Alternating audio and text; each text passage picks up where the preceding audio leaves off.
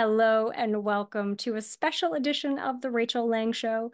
I'm your host, Rachel Lang, and today I have a special guest with me, Bonnie Gillespie.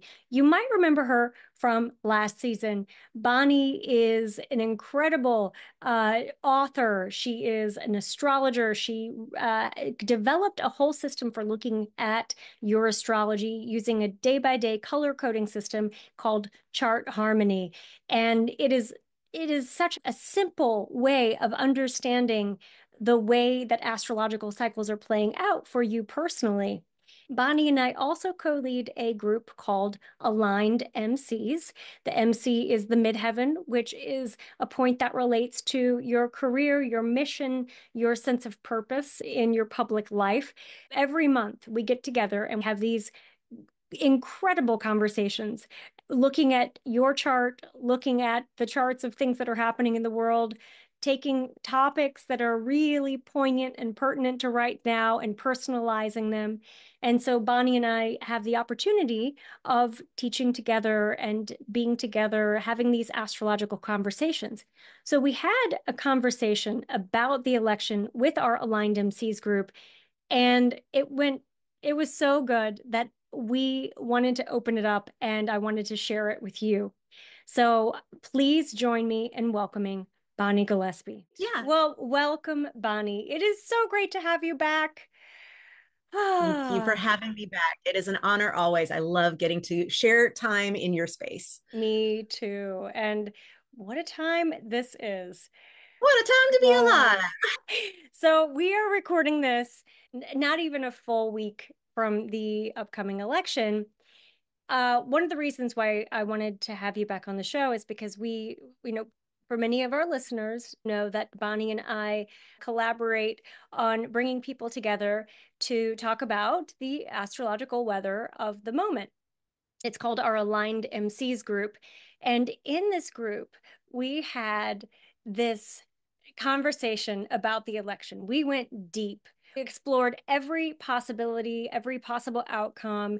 And when we started that conversation, we were all a little bit nervous. Yeah. By the end of that conversation, we all were breathing a sigh of relief. I wanted to bring you back on because that conversation I'll put little snippets of it in Right. this episode just so others can hear the brilliance that was coming through, not just from us, but from also the participants too. It was a collaborative thing.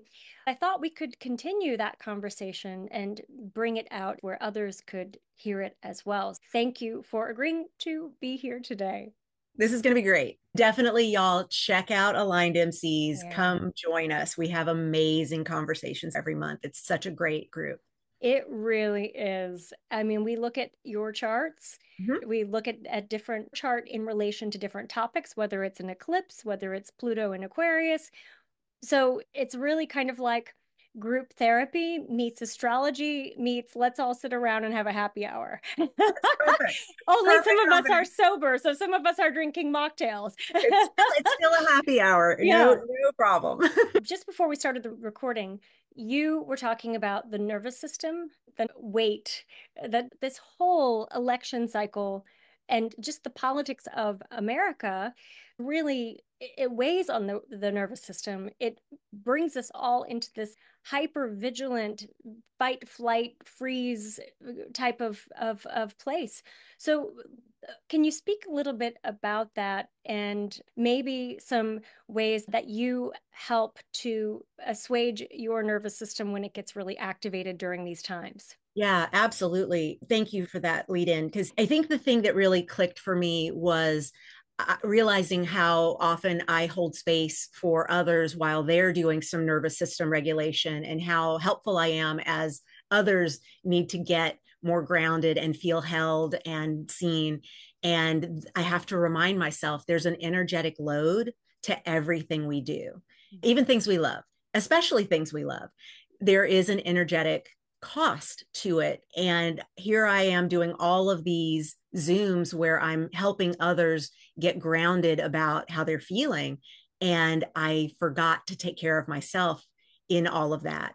And so I was air signing it out with my husband and my puppy. We go for these walks, and it's just Bonnie gets to air sign things out because I never stop talking. And he's got no air in his chart. I realized I need to have my own practice for centering and grounding and letting the woo weather do what it do without feeling like I am being tossed about in it.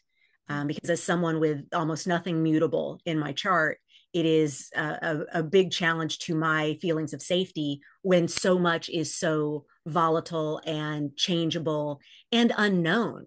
You know, the unknown is a vibrating kind of feeling.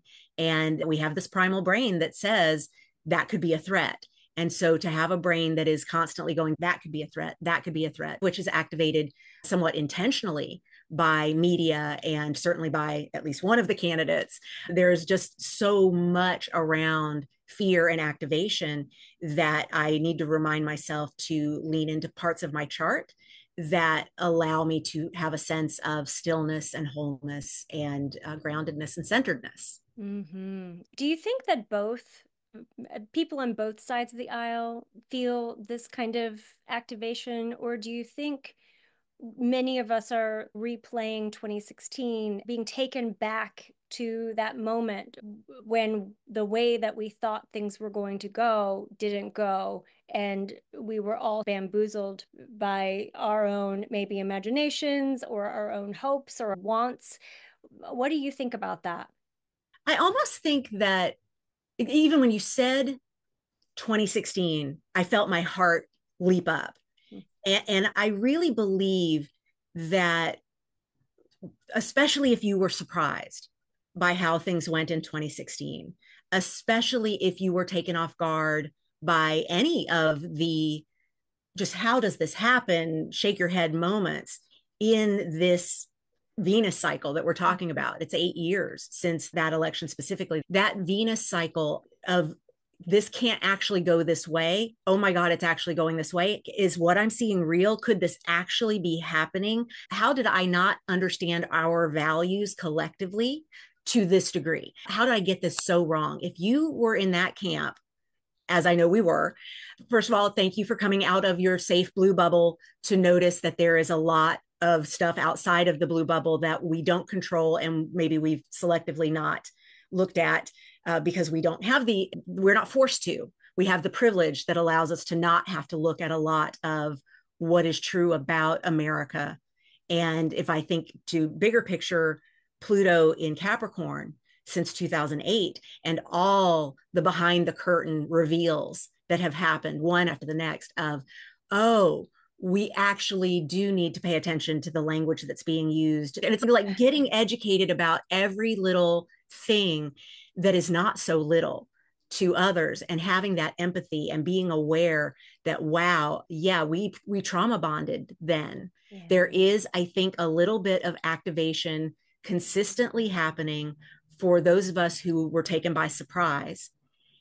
And I think even more so because we sold ourselves a little bit of it can never happen again because now we know what we're getting. And to see people now specifically saying, yes, we're glad that's what we're getting. We actually want that hate. We actually want that bully. Takes your breath away because of how that just doesn't feel aligned with who we think we are. And that's the big question of, do we really know who we are? And how much is fear driving the choice of those who do align with a more bully centered us versus them structure? Who feels safe because they are at least on the side of the bully, so he's not coming for me? And of course, to that, I say, eventually he comes for everybody because that's narcissism 101. It's always going to eventually come down to him and only him. And it's great that we have the convenience of labeling that one person as the face of that enemy. But we know from everyone he surrounded himself with that there are a lot of these people out there and they've gotten into some really interesting places of power. I believe being a little once bitten, twice shy about this is normal and is another reason to have tools to bring down the nervous system and to say, let's hope that our optimism is well placed this time. And it is very telling when we take a look at the United States Pluto return, which has been a big part of the conversation in recent years.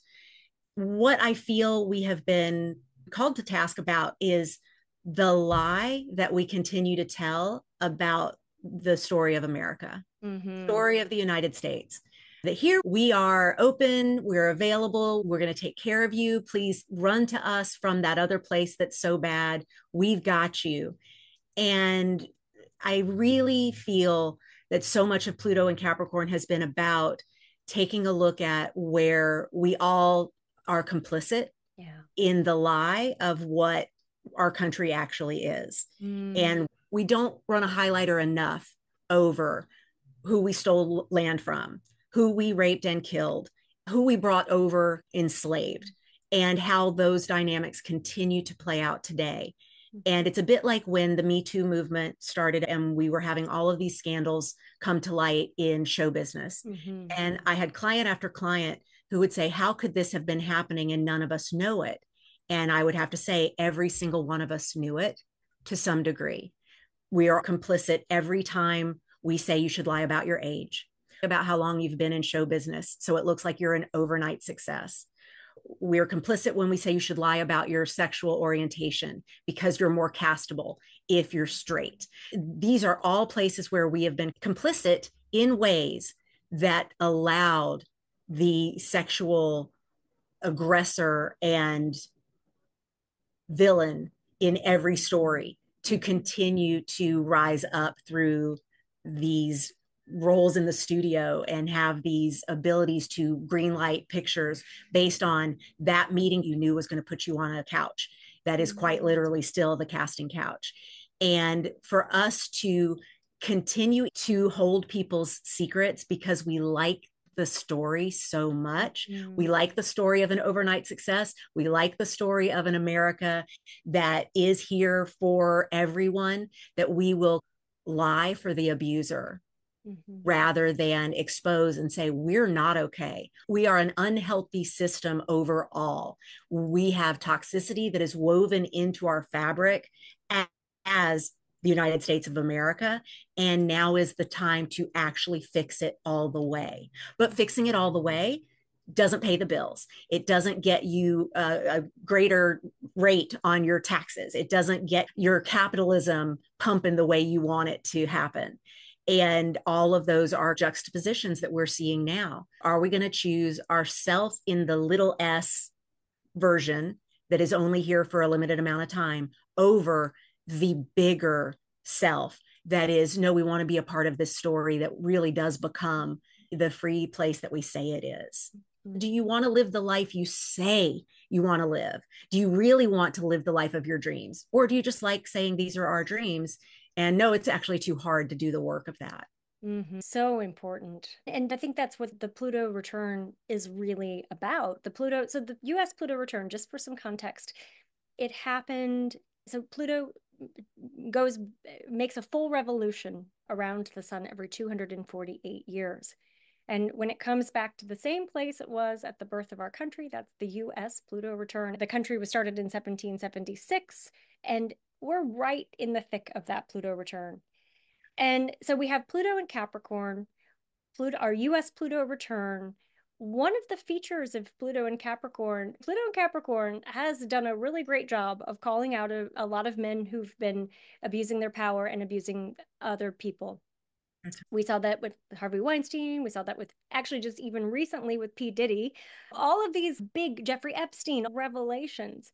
So, what do you think about that in relation to the election, in relation to the US Pluto return? Do you think that's connected in any way? Yeah, this is one of the places where I got really interested in Trump's astrology. And I say that really measuring my words because I'm not all that interested in him at all, except as an astrological study.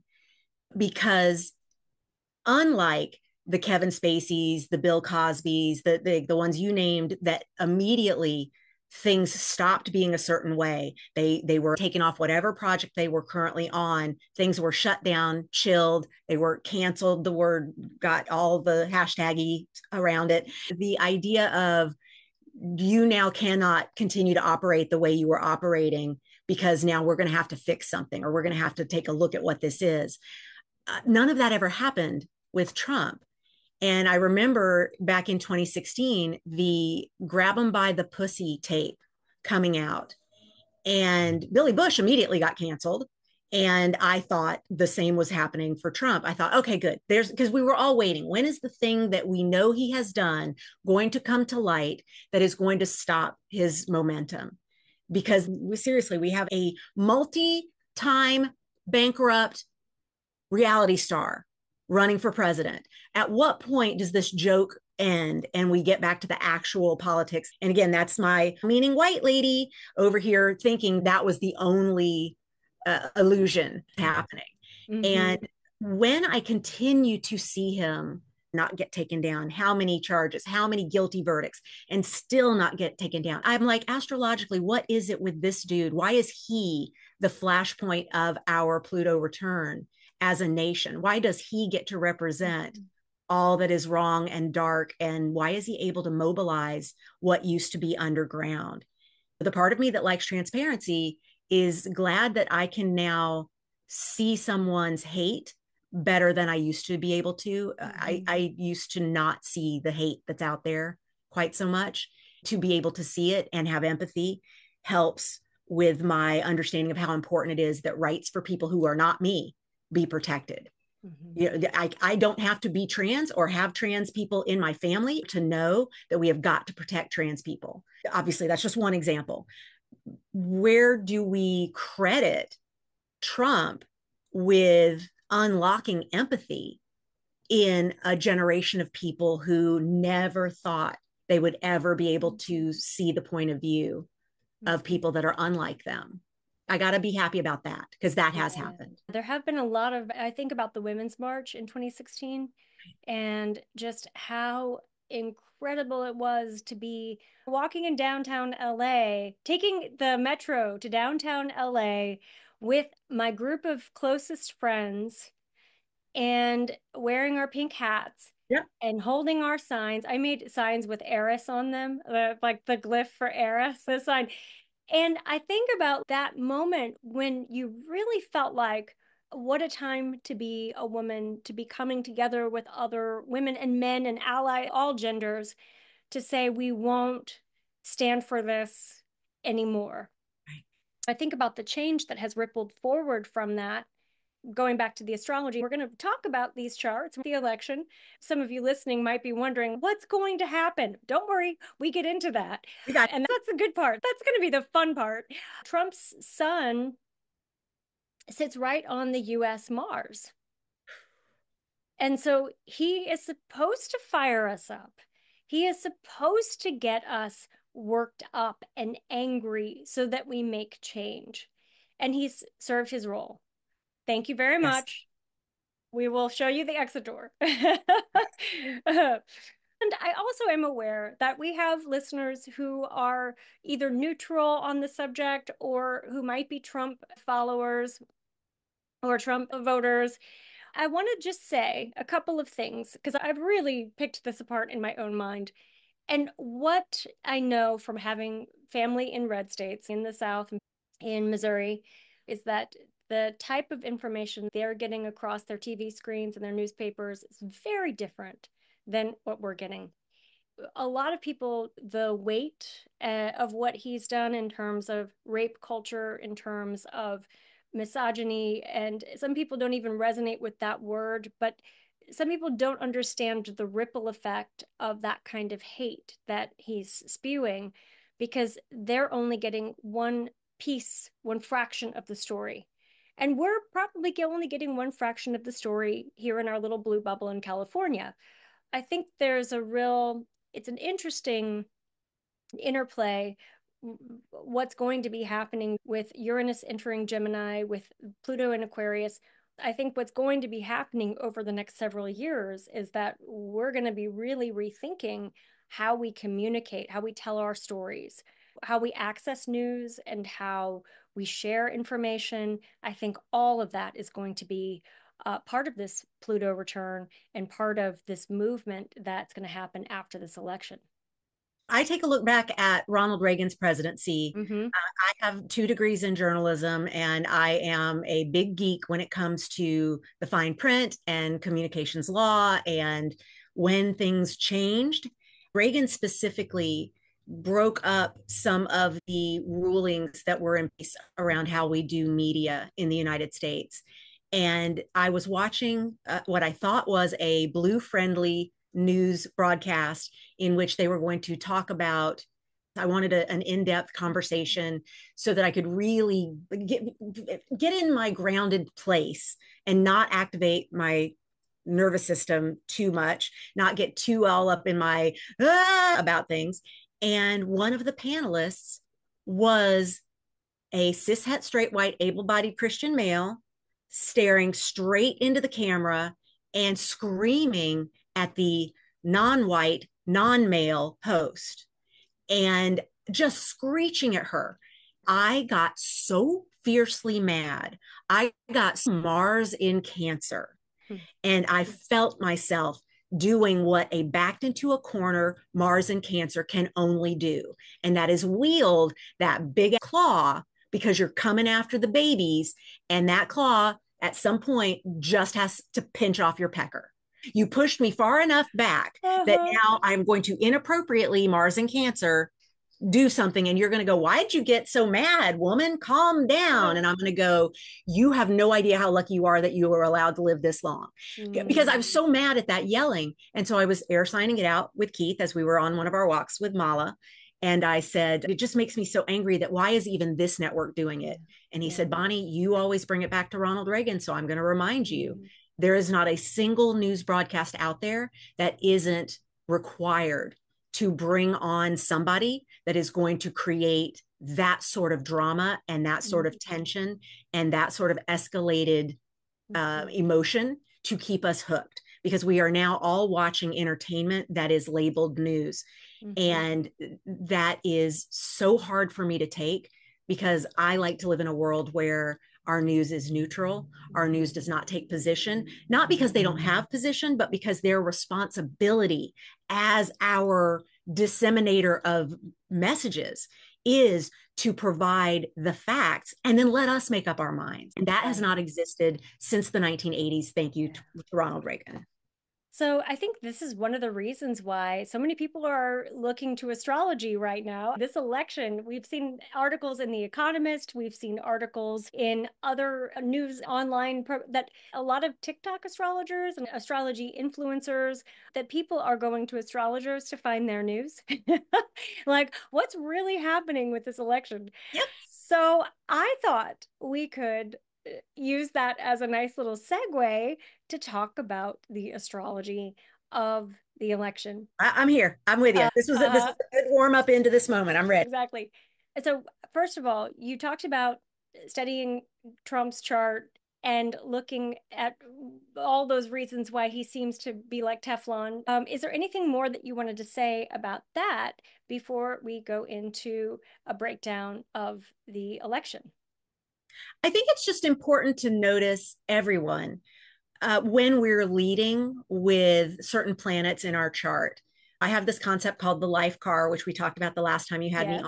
on. And I find it fascinating to just know about a person, how their life car is populated, knowing that your ascendant and your ascendant ruler are all about doing the driving. And then you've got your son in the passenger seat with the GPS or the Thomas Brothers guide or the fold out map or the list, depending on what sign it is, the list written out on a bubblegum wrapper of turn here, and you know which signs those would be. And so you've got that energy there. And then in the back seat, you've got the ruler of the moon, and that moon, the sign the moon is in for that person, saying, how are my needs getting met? Is everyone okay? Does everyone have what they need? And that combination, even before we look at any other planets, any other positions, any other components of the chart as a whole, we can see just that trio on the road trip when that is driven by things like Jupiter and the sun and Mercury. You can just see the combination of those energies and how they navigate things that would snag anybody. Because I often will play the game of assume Kamala just did exactly what we saw Trump do. Mm-hmm. Then what happens? I'm like, she's gone. It's over. Her name is never said again. She is taken out of the party. She doesn't run. This like whereas he gets to just keep stacking and keep stacking. And I'm like, this is the car driven by a reckless child who doesn't have a license, and they never get pulled over. They never get searched for all the drugs in the trunk. It is such privilege of the astrological drive that you can really see in other people why their story unfolds the way it does when you take a look at that combination of energies. And I think what you're talking about specifically is that Leo rising at the 29th degree, which is a fixed star, Regulus. It is. And Regulus, the little king. It's like the king that everybody wants to give favors to. And so I think that does give a certain amount of immunity. But here's the thing about Regulus Regulus can indicate that things come more easily for you. Right. But it can also be your own self undoing if you get hung up on wanting revenge against your enemies. And And we know that's that's where. a big part of his brand. Mhm. Yeah. I have to wonder about, especially when we look at the astrology of this coming week, where does this story go? Because there are definite indicators that we've got some interesting storytelling coming from his chart in particular. So, the one thing that I keep getting hung up on, and I want to find out what you think about this, but one thing that keeps coming up for me that's making me a little nervous, and I wanted to run this by you or hash it out with you, is Jupiter. Jupiter is the planet of luck, it's the planet of abundance, it's the planet of excess. And so I think of it as the eyes, my eyes are bigger than my stomach. I want it all. And Jupiter transits can signify times where you're winning contests or good things are happening, the doors are opening for you. Trump has a lot of Jupiter transits on election day. What are your thoughts about this? I've been playing with this since our aligned MCs conversation. I'm all about, am I asking the right questions? Am I putting on a certain kind of lens to the exclusion of another? And our conversations always get me asking, what is yet another way I could look at this? And what else can we see? One of the things I came to with this is he is, by all definition, and everyone who follows him, happy or sad to do so, knows the narcissist. The number one thing he wants is to be seen Mm-hmm. as powerful. Mm-hmm. And I believe he is going to have mobilized an awful lot of energy around activities that are scary, Mm-hmm. that make him feel seen as powerful. Mm-hmm.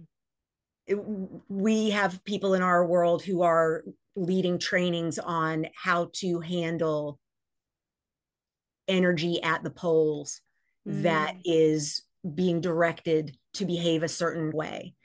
We know what he's capable of. And we know that he's had his own private social media space in which to collect with all the others that want to believe that is all there is and this is what is true. He can whip a lot of people up. He does have that kind of chart. And Jupiter says more bigger. The thing that Jupiter does not know is when enough is enough. Mm-hmm. I like to say Jupiter is the friend that keeps buying you shots when you're already blackout drunk. That's really good. You're absolutely right. Come on, And you can do it. You yeah, can do it. Come on, just one more. And they keep yeah. going because more Uh-huh. is always better. It's not that he wants to be president, it's that he wants to be powerful. Mm-hmm. And he can be powerful and still lose. He can be powerful Mm-hmm. and still fail to win the vote because I don't think his power comes in. I touched people and mobilized them and they went to the polls. I think it's going to be almost like the Me Too movement in showbiz and how those earliest folks to say, this person raped me, this person put me in a compromising position in order to get me in order for me to be said yes to about that role, those early people came to us and said, you have to believe us. We now are a generation of people who believe and then verify. It used to be, don't believe her until XYZ. I think that he's actually mobilized more people to vote for Kamala than he knows. I think his power, especially as he gets into the things that are more and more bizarre by the day, are only helping people go, this is important enough that I actually need to vote. I need to vote with my heart, my soul, and my conscience, and not this popularity contest. And I need to be okay if my taxes are not as conveniently wonderful for a few years in order for us to be able to protect basic human rights. That's my optimistic point of view on Jupiter, is because Jupiter is you could actually poison yourself on water if you drink enough of it. Jupiter just won't stop. And at some point, that energy is too much. Yeah, Jupiter, I've seen Jupiter also it's the planet that relates to angels. And so I've actually seen it being a big player in death charts. I'm not making a forecast or a prediction that's going to happen, but I mean, there's a spiritual intervention quality to Jupiter, wouldn't you say? Yeah, especially while Jupiter is in a sign of detriment, which is when you talk about essential dignities, the traditional astrology construct. Jupiter right now is in Gemini, a sign that Jupiter doesn't do all that well in. He doesn't have as much of his favor readily accessible to him as he normally would. And also, Jupiter just went retrograde. That energy then turns in on itself more than we're used to seeing. I feel like there's a combination of Jupiter factors at work that allow the angels room to come in. This is too much as the energy that he's hoping he has put out in the world is actually turned in on him in a way that might not be so good for his Gemini sun, just his vitality, his life force. Right. Exactly what you're saying. Yes. And there have been a lot of questions about his mental capacity. Yeah. He's said some things that are skirting that line of, is he getting dementia, or is there something else happening? And I think some of it can be the exhaustion, and we'll give him the benefit of the doubt. Jupiter and Gemini, with all of that Mercury involved in the election day chart and in the inauguration day chart too. Right. I think that is something that could also be a factor. I'm looking specifically at Mars opposing Pluto 3 times. Yes. Once at the critical degree. I already talked about that. Mars in Cancer. We got that energy going across from Pluto's last bits of the finish him transit in Capricorn. We've got the first hit there, but the next two hits take place in Leo for Mars and Aquarius for Pluto. And that means they have a different flavor than the first hit. But as we know, with anything that we get three hits of in terms of astrological aspects, we're getting a three-part story. And so the first chapter of the story is revealed on November 3rd, just 2 days before the election. And we're already feeling it now because we're already within orb and have been for a couple of weeks. But we are very definitely getting clearer and will be there before election day on what is chapter one of what will then be chapter 2 and chapter 3 on into 2025. And specifically, it's January 2nd for the second hit. That second act is always all is lost. There's no way out of this. How is our hero going to win? Then passing the point of no return. By April 26th of 2025, we have act 3 of this 6-month long transit. And it is actually then that we know, oh, okay, that is how the punchline landed. And I have my hopes for what that story could be based on some of his health concerns, definitely, and his capacity, ability.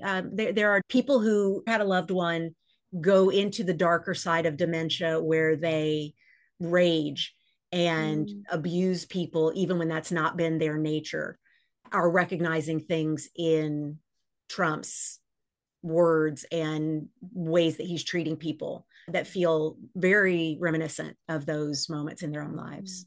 Absolutely. It's interesting because that Mars Pluto opposition story started at the synodic cycle beginning when Mars and Pluto first came together in Aquarius. That was in February of 2024. If we want to see the climax of that story, we go back to February of 2020. The chart has the moon, which Mm. in mundane astrology relates to the people, women and children. The moon is right next to Eris, the powerful dwarf planet, that relates to discord for progressive change. And so here we have women and the people represented by Aquarius rising up and saying, this is what we will not tolerate. Whew. So that story is very much the moon's in Aries. The moon is in the sign of the warrior. It's the female warriors Yeah. and the goddess of discord. But Eris is very prominent in the charts of movements in gender Yes. equality.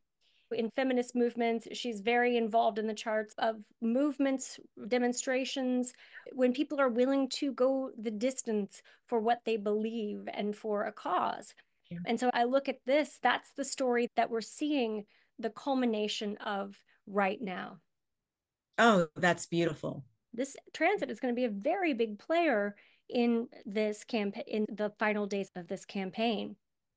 And we discussed this a little in Aligned MCs that we know for sure the days of calling an election for a certain winner on the day that you voted, those days are over. We're done with the part of our lives where there's not like there's just oh so clear a winner and immediate acceptance of and some of that is also just because there are places where vote by mail doesn't even start getting counted until election day, and so it just puts us slower in the process of really knowing what things are going to look like. I'm really intrigued by different ways of looking at the astrology of the election day, because looking at it just on its surface, I remember pulling it up years ago and not liking what I was seeing. That doesn't make me very happy as a chart watcher. Uh, And I have to remind myself that all charts are an invitation of energies that we can then rise to or stoop to with our choices in life. And that goes for mhm. everybody. Absolutely. And I think this election in particular is that to a T. I have a system that I use for looking at election day charts, and we talked about this in Aligned MCs, but it's a way this I got from an old American Federation of Astrologers book back in 2012. It's a way of calculating just to see which side, which party, which candidate is favored. The rules are that Jupiter is the Republicans, Saturn is the Democrats, the eastern side of the chart is the incumbent party, and the western side, which is the right side of the chart, is the challenger. You approach it like you would a horary chart.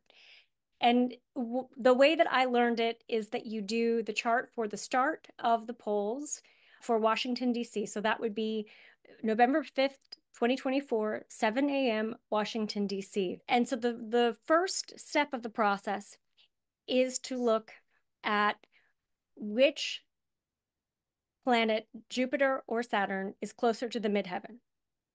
That gives it a little bit of extra prominence. You also want to look at the condition. So, are they in detriment? Are they in fall? Are they exalted? The ones that have dignity are going to be a little bit higher. Mhm. Then you look at are they retrograde? Both of them this year are retrograde. Jupiter's higher to the midheaven, but Jupiter is in detriment. It's in the sign opposite. Saturn is lower. It's on the challenger's side. And so it's invading their territory. What reflections do you have to share about this chart? So I take a look at the story that Saturn tells, and I say, Saturn has been telling the story that he tells in Pisces since early 2023. And the story is we can be in our feelings, we can go with our intuition, we can trust our gut, and we can have structure, we can have systems, we can have law and order all Saturnian themes in a space that is more feminine, Mhm. for lack of a better word. I try not to use the binary where signs are involved, but let's say that because it is water, because Pisces is such an intuitive, full on psychic sign, Mhm. Saturn has had to learn how to build structure from within a place that is more intuitively done, rather than if we're building a scaffolding, we're not actually using a tape measure, we're using heart math. And I love that. the heart math says this needs to be this long, or this needs to go over here to this point as you're building. And I believe we're seeing Saturn at a point of readiness to Mhm. feel confident with the structure that gets created, even in a place that is more receptive. Yeah. And the listening, that's even in Kamala's speeches, how she says, I will not turn you away from a seat at the table, even if you don't vote for me. Like that her ability to say, you are held space for in my world. And of course, that she's this multi-decade experienced prosecutor, that she's got all of the law of Saturn in there. It just feels really good. Mm-hmm. And I would say different things about it if Saturn had just moved into Pisces. But he's Mm-hmm. been there a year and a half at this point. So Right. he's got it. Right. When I look at Jupiter, on the other hand, as the Republican candidate, in Gemini, that is a more active sign. It is a sign of Jupiter's debility. The way that I see this energy for the Jupiter Gemini is that there is more, yes, and being up at the top. But when I look at it through the lens of his actual goal is not to win the presidency, it is to be thought of as powerful. Mm-hmm. I see, yeah, that's a powerful Jupiter, but it's not in good shape. Right. It's got some stuff going on that don't look good. And Yeah. so just being close and being up there toward the midheaven, it could also be a glamour. It could be an illusion. Taking a look at the fact that Jupiter is opposing Venus at this time, Mm-hmm. that is often a transit of, what are we actually seeing? Is it too good to be true? Have we put faith in something that actually doesn't have the value structure that Venus would require of it? Yeah, that opposition is interesting because it's the moon, Venus, and Pallas, Athena, which is an asteroid, almost exactly opposite Jupiter. And one of the talking points that we hear so much about this election is that it's a gender election, that people are voting according to gender more than any other election. And so here you have a symbolic representation of that with Venus and the moon, which do represent, the moon represents the people, all the people, but it represents women in particular. And Venus, which also represents women in particular, both of those opposing Jupiter. And Pallas is an interesting player here. Pallas is the asteroid that's related to strategy, it's related to justice, it's related to the warrior craftsperson. So it's related to the ways we strategize how we are going to get what we desire. I think that some of that is Mm-hmm. the justice equity that we're really coming to, which is there's going to, it's like, there was a time when there was an official doctor recommended cigarette brand. Okay. And Yes. I feel like so much of this is going to be in that territory, that we're going to look back on this and go, was our world really that weird? Did we actually tell people what they could do with their bodies? Did we actually tell teachers that they will be fired if they teach from these books or say these Yeah. words? I know that there is a future coming in which we look at some of this and go, how did that possibly happen? Mm-hmm. Mm-hmm. I think that this transit in particular is really putting the woman, the Mm-hmm. role of woman and what it is to be female identifying, directly opposed to the Republican candidate. So visible. It's so evident right there. I also wanted to look at the ruler, traditional ruler for the first house, which is the incumbent party, happens to be hanging out here up in the 10th house if you look at it through a whole sign house system. What do you think about, what do you make of that? I was really hoping to see Mars still in Cancer on election day when I first looked at this chart, Uh-huh. because I was like, we've got so much of the time moving toward it that is Mars and Cancer. When I started looking at this through other directions, other prisms, I went, I think Mars and Leo actually helps all of us in Right, that things are more straightforward when it right. comes to how we live out our passion, because Mars is what motivates us. Hmm. Mars is how eager we are to align with our passion to do something. And I think having both Mars and Venus in fire signs is a really good snapshot of the energy of voting our values and showing up. Like, I think voter turnout is going to be record breaking again, because I think that passion for being seen, being counted, Hmm. Leo values, being Right. a leader, being taking your family and saying, come on, we're all going voting, let's go, let's Yes, make this happen. I think that is a really good sign. I think so too. Yeah, when I look at the election day chart, it's so balanced in terms of if I were to make a list of what counts as a positive, of pros and cons for each side, I think they would be about equal. And so I thought what we could do now is just look at some of the ways in which the election day chart corresponds to our candidates' charts. Perfect. And so we'll start with Vice President Harris. A couple of things that I wanted to point out that I don't have the progressed chart up here, but her progressed sun is at 28 Sagittarius, which is right by the transiting moon for the start of election day.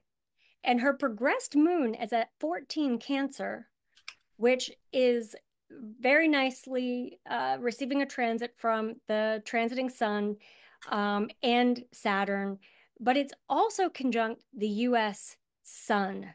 Wow, that is huge. That is showing her as the one who's going to heal and nurture the country.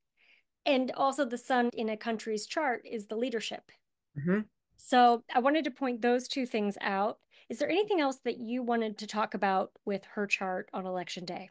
Let's go back to Jupiter for a second. And now we're looking at transiting Jupiter of the election day, as opposed to naming Jupiter as a specific candidate, because we're just taking a look at how it lays on her chart.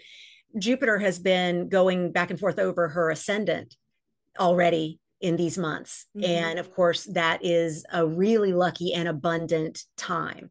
Jupiter hitting any of our angles, but especially running over a point as sensitive as the midheaven or the ascendant, really creates that sparkle, that glow, that eyes can't be taken off you because you've got so much bling happening. And Mm-hmm. so I really love a first house Jupiter transit for her, Mm-hmm. especially with her North Node also activated there. These are all things that feel very, very important, really well connected with the astrology of the moment in all of that. And of course, that also means that Daddy Saturn is transiting her 10th house. And whenever Saturn transits your 10th house, it creates a ladder for your career to go higher than before. Mm-hmm. And so there's always structure that comes to the person's life around their career and their public image when Saturn crosses, again, sensitive points like the midheaven. And in this case, Saturn is specifically in sync with her natal Chiron, which is the wounded healer. And so, again, to go back to, she is here for the people and she is here to help us with a healing as a nation. I love seeing that activation of Saturn on her Chiron is letting her help us with that healing, because she knows the wounds. She's lived in a female body, she's lived in a non white, she knows the issues that are relevant to so many people who call themselves Americans. And I think that speaks to a really beautiful connection in all of that. Yeah, absolutely. And I think that's like such a focal point for anyone for that generation of Pluto and Virgo, anyone who's born in that period of time from I think it's 1960, 1959, by 1960 to 1972. I think is that time period. But anyone who's born with Pluto and Virgo, you all came here to heal the world That's and to clean up the messes that were left by the Pluto and Leo generations. yes. Gen X says thanks, boomers. Uh-huh. You're great. You're great. Yeah, yeah. Yeah, one thing I wanted to point out that I love, I just noticed this yesterday actually. So the vertex is a point in the chart that relates to your assignment, your role in life. And I see this a lot in working with couples or working with relationships. It's the role that you're assigned to, not the one that you have chosen. It's a karmic point. In relationships, it can be frustrating because this is how your partner sees you, and you don't see yourself that way. But we become more and more, we take on the role of our relationship, of our partnership throughout our lives, and as the relationship moves forward. So it's karmic, it's fated. This is your mission, so to speak. And the transiting is moving right over the vertex on election day. The morning of election day, it starts at 13:33. By the time the polls close, it's within just a few minutes of her vertex Wow. at 14:19. Look at that. I know. And the transiting vertex is very close to that too at 4 degrees Scorpio. So there's a lot of vertex activation at that point. And the transiting ascendant for the start of election day is at her natal Neptune. Here you have this evolutionary point in our chart that relates to our dreams, our heart opening sense of compassion, also our illusions and our fantasies as well. On the higher octave, Neptune can be this spiritual catharsis. It can be this moment of really being connected to the mystical, toward the spiritual, toward the psychological, toward the invisible. On a lower octave, it can be buying into a dream that won't reach fruition. But because the vertex is involved, this is a moment where it is like a date with destiny that is divinely ordained, is how I read that. Okay, so Trump's got some great transits this day. He If really he does. if he were my client, I would be like, and I didn't know what I know. If he were my client, I would say, wow, you've got a chance. So Jupiter is the planet of the bestower of blessings, the bestower of abundance, and also indulgence. And we've got Jupiter really making its way through his chart, but it's like in between exact transits. So it's moving away from his North Node, which he had his nodal return. The North Node was the same point in 2020. So that point hasn't historically brought a win, though it has allowed him to fulfill his purpose because he started Truth Social and all these other things. So Jupiter conjunct the North Node says, I'm opening the door for you to live your purpose. So this is a karmic point, same as the vertex, only Yep. the North Node relates to purpose in that is what you're leaning into in this lifetime, but it's not really what comes naturally or what your comfort zone is. Yeah, Yeah. there's no version of this that we're done hearing from him Mm-mm. if he doesn't win. Like we all know that. We've now experienced enough of his playbook to know he's going to be a part of the story for the next few months. What's his Hygeia got going on? Ooh, Chiron is going back and forth over it because, of course, I'm looking for health stuff. That is one possibility with Mhm. Jupiter transits, as we talked about, and with transiting Mars between election day and inauguration day. It does move back and forth over his Venus Yep. and his Saturn. That Mars going in and out of his first house Hmm. is almost a will they or won't they of energy. It's the energy comes in and says, "Oh, look, he's got it." Oh, and then it goes out. No, he doesn't. This is a powerful day. And so here you have, I think, the conclusion of the US Pluto return. I think this marks the before and after. Like if this sets us up for the after, the election is really the before. You can see this one in history books. Like Hmm. there's this is now going to be the line where something. The other thing that's really interesting about this date is that we have the moon conjunct the vertex for the start. So noon is the time that it Right. starts. So the moon represents the people all understanding and establishing their voice, their role. It's also women and women's concerns and women's issues right there in a prominent position. Mm-hmm. And so here we have just again, it's like the symbolic resonance of what we already are experiencing and feeling. Here is the visual of it. Venus is a little stressed being Mm-hmm. so close to Saturn. Yeah. That's a rough one. It's a rough one. I don't think this isn't the chart of we're having a lot of fun and it's a joyful inauguration day. This is an inauguration day that is full of tension, full of contradiction. There are a number of oppositions. Mars is standing there opposing the sun, the Yeah. midheaven. Mars is very active, opposing the Pallas and Mm-hmm. Mercury. And so here's the old guard and the new guard. It's really a clashing of interests and ideologies. It really is that generational divide Yep. that is so often talked about with these two candidates. Mars is conjunct Trump's Venus and Saturn, both exactly. That's spicy.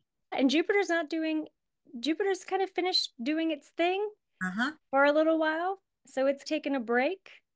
The other thing, too, is that what we saw with Uranus is an interesting player in this election. The times when Uranus, transiting Uranus, has been in a challenging square aspect with his natal Mars, Mm-hmm. we've had assassination attempts. It's been fascinating. And so here, Uranus is in almost an exact sextile to his Saturn that Mars is conjoining. So the planetary police officer. Mm-hmm. It says, hey, if you've been doing a good thing and you've been following all the rules, fantastic. I'm going to give you a great big reward. I'm going to usher you to your doctor's appointment and open the road for you. If you have not, Saturn is an indicator of just desserts. It's Mm-hmm. an indicator of here is your consequences for the Yes. actions that you've done. And noticing Uranus not only as a part of that conversation, but also running back and forth over his midheaven. Yeah. That's chaos. And I'm just imagining if you've promised world leaders all sorts of favor in order to get their help with your campaign and with whatever you need done behind the scenes to help you rig whatever you might be rigging, allegedly, let me say all those things. It's almost like a Uranus going back and forth over the midheaven says, what do you think the mob does when you can't pay your bets? Mm. What do you think the consequence is when you don't deliver on what you were so sure you were going to be able to deliver? And I would imagine that's going to be a little cantankerous feeling for him. Mm-hmm. Yeah. Or this is the chart of somebody who won, and we're looking at a day in which he realizes he doesn't have the power that he thought he would have, and that his allies of all these scary people out there actually are using him as even more of a puppet, and he is the laughing stock that we know they think him to be, because now they don't need to pump him up in any kind of way. I don't even want to imagine the chart of this as someone who won, but I'm sharing out there what there's going to be crisis energy around this person on this day. Okay. So let's look at Vice President Harris's chart for Inauguration Day. I think we're really talking about the difference between is it a lucky win or is it a purpose-driven win? Vice President Harris's chart doesn't have as much luck going Right. on, but it has this drive that comes from outside of her. So I think that's really what we're looking at.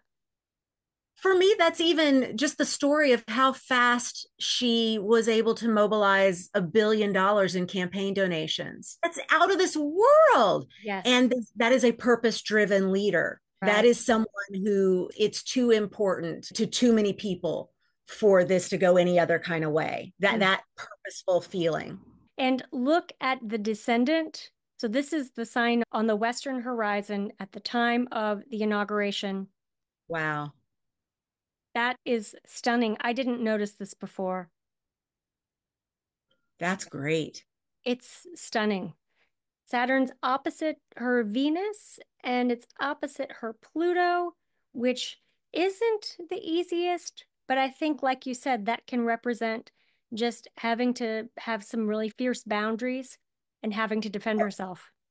That, and also if we take a look at the fourth house as, your house and home and Hmm. your roots, like her entire world is shifting with this presidency.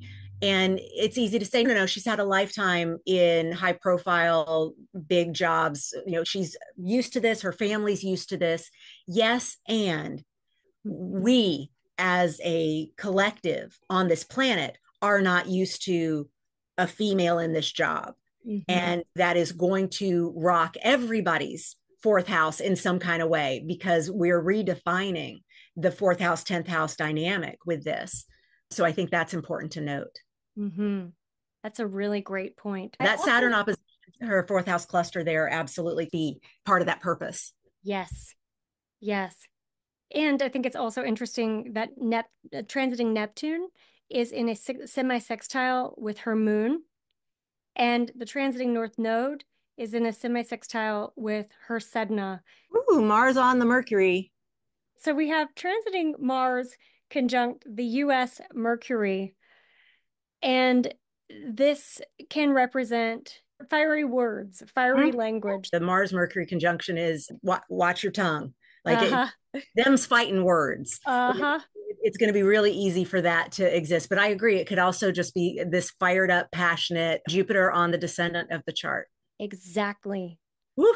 It tells the story of the conflict Uh that huh. we're going to see, and it makes me feel more like Vice President Harris is going to win because then we'll have the conflict. Yep. So big stuff happening. I keep reminding myself back to the nervous system regulation that we're all attempting to do is these are big times. These are like we grew up reading things in history books and being taught about things that happened, and we would imagine what would that have been like to be living then. And it's always the story of we don't realize we're living through a historic moment until we look back at it and go, oh, wow, we made history. We all know, like everyone who's in these conversations and has been for the past decade at this point, we know we are living the moments that history is going to talk about as just one thing after the next thing after the next thing after the next thing that led to whatever the big thing is. And I was being asked by my team to, in my year ahead webinar, to please make sure that I include a lot of here's how to weather it, here's how to go into 2025 and 2026 with optimism and resources to feel supported. And I just immediately flashed on this image of the ice age and a little cockroach going, dee, dee, dee, dee, dee, dee, I'm still here. And they're like, that's the most optimistic imagery you can come up with for the weather for the next couple of years. And I'm like, to the cockroach, the ice age was no big deal. We can I weather love it. it. We can weather it. Of course we can. And we can weather it.